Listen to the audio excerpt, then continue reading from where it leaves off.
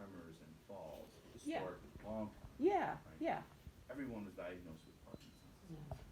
yeah, Parkinson's disease, Parkinson's. yeah, But what they found over time were two important things. One, as time evolved, as our knowledge grew, that not all the folks who are diagnosed with Parkinson's disease behaved like Parkinson's disease, meaning that some folks didn't have as prominent a tremor, or they had other symptoms that didn't quite fit what the original description of Parkinson's disease was. The second piece of this is, for those patients who didn't fit the typical description, their autopsies, when we look at the brain, actually right. under a microscope, the, what we call inclusion, so basically the anatomy under the microscope didn't fit what you would expect from a Parkinson's disease. And so that's essentially the term that you'll hear very frequently of Parkinsonism, or Parkinson's-like, where there are features that overlap, but the conditions and the diseases actually are different.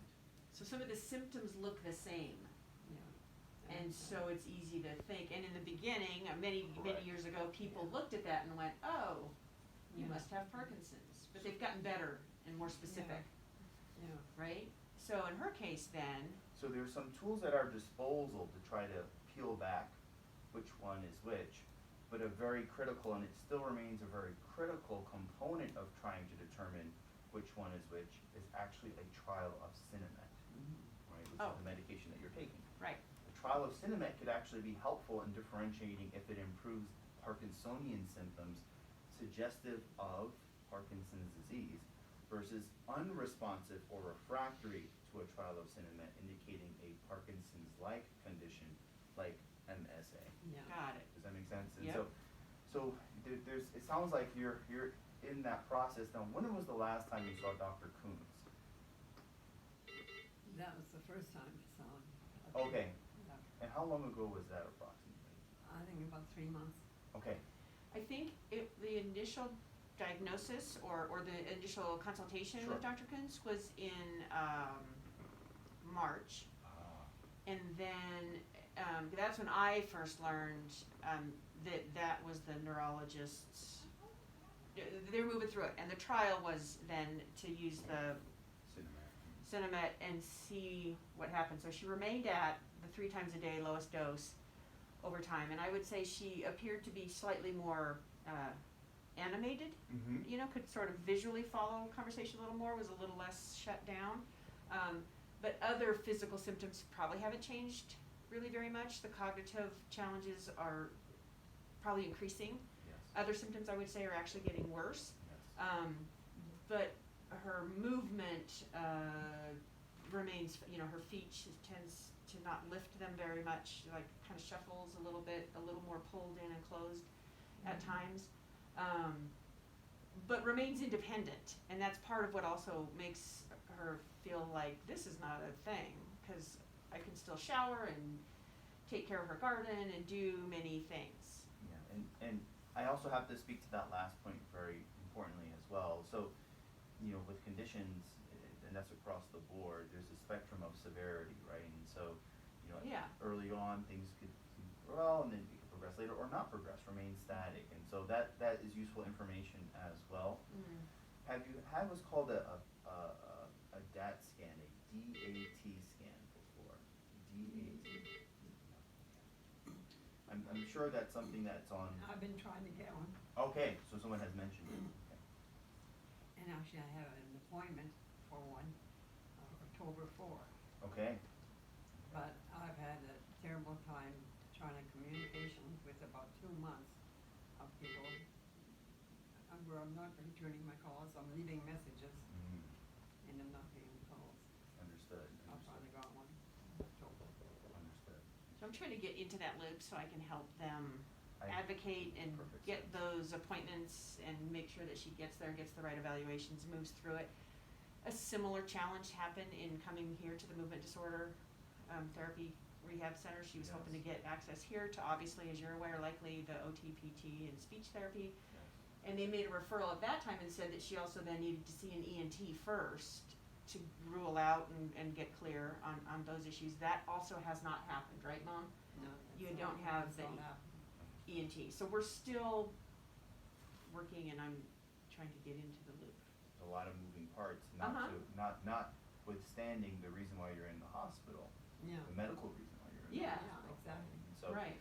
so, I guess, as far as approaches, right, and, I'm covering the hospital today, but I wanted to make sure I stop in to kind of put things together for myself if I could. Okay. The priority while you're in the hospital is the medical issue that brought you in. Yeah. That's one piece. And the other reason why that's important to focus on as well is because we don't want to obscure results that may have impacts a few months from now, right? Right. So we don't want to be, doing a DAT scan, for example, at this moment, right? Because we have other issues that we need to make sure we address. The other part, though, is making sure that we transition seamlessly, once the acute medical issues are taken care of, to the continued workup needed to get clarity of your definitive diagnosis of why you're having some of the challenges that you're having, particularly the cognitive piece as well. Okay. We're going to need to make sure that that's guided. Now, do you have a follow-up appointment with Dr. Kuntz? What? Dr. Kuntz, do you have a follow-up appointment with Dr. Kuntz? I started with Dr. Kuntz, yes. No, ma'am. Do you have a follow-up appointment with Dr. Kuntz already scheduled? No, I don't. No. Okay. Not now. Okay. In fact, I had one, but I canceled it. Because I told him, I said, I haven't seen you done anything in next month, 2 weeks. Before I got an appointment, I said it was forever. So there's no point me giving you until I have my October. Your DAT scan, Yeah. specifically. Yep. And we were hoping, of course, to get the engagement with physical therapy too, to begin to see some progress or changes, or again get sort of a more comprehensive understanding of what her baseline is and what changes are happening over time. Understood. But we haven't quite accessed that loop of it yet. Yeah, As you said, lots of moving parts. there's a lot of And- moving parts. But Uh-huh. that being said, we can peel this back and make sure that we kind of get there. Again, priority is the medical issue that brings you here.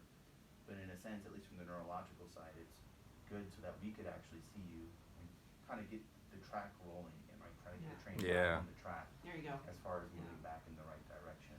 It seems to me that you are in this somewhat holding pattern in the middle, trying to figure out what the diagnosis is, and Mhm. now we just have to reset, make sure that we get in that pathway. I'm also going to touch base with Dr.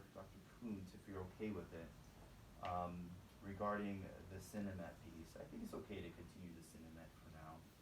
What I do wonder, though, when it comes time for October, whether you should be taking the Cinemet at the time of that study. So the DAT scan, what it really does is measure the chemical called dopamine in certain areas of your brain that have to do with smoothness of movement. And there are certain medications, Cinemet being potentially one of them, that could show the DAT scan that you have dopamine in your brain when it's not naturally occurring in your brain. Sorry, I apologize. Yeah, no, it's okay.